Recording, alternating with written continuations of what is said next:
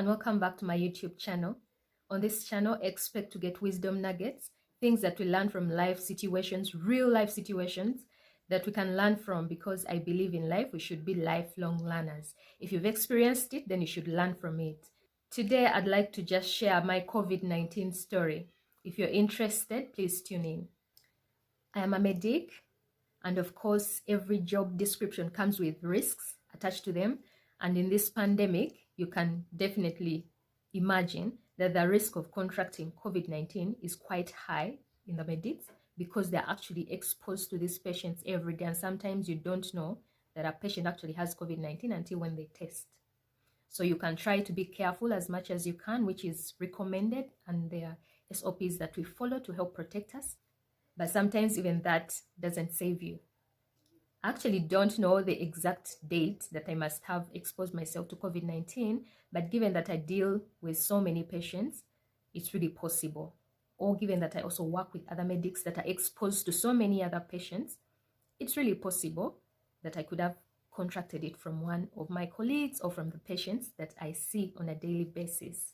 A few weeks ago, I traveled from where I stay to attend a workshop, work-related, and everything was okay. But then a day or two into the workshop, I started sneezing.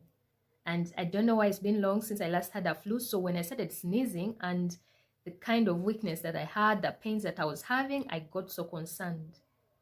I was staying at a friend's place with her parents. And you know what a risky age group that is.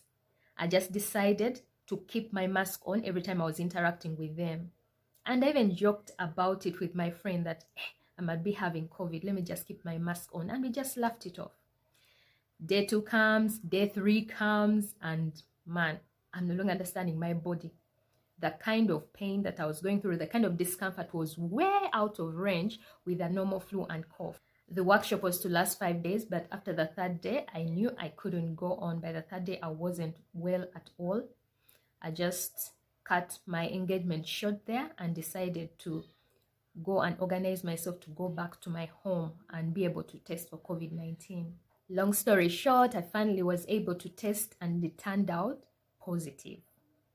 Now, which symptoms did I have? It started with flu-like symptoms, the usual flu.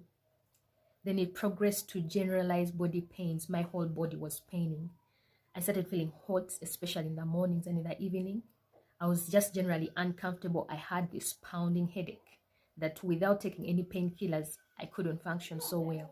From the assessment, I had mild disease, and for such, you manage them at home. The only thing you have to do is keep monitoring your symptoms, and then if you're able to, check your oxygen level.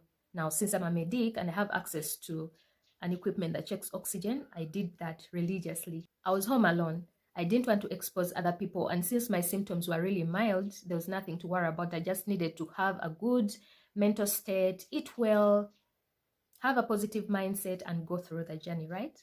So that's what I did. I also determined not to search about COVID-19. You know, we have this tendency that when we get an illness, then we start asking Google, what is Google saying? What causes someone to die? How do you know you're becoming more sick? Those things.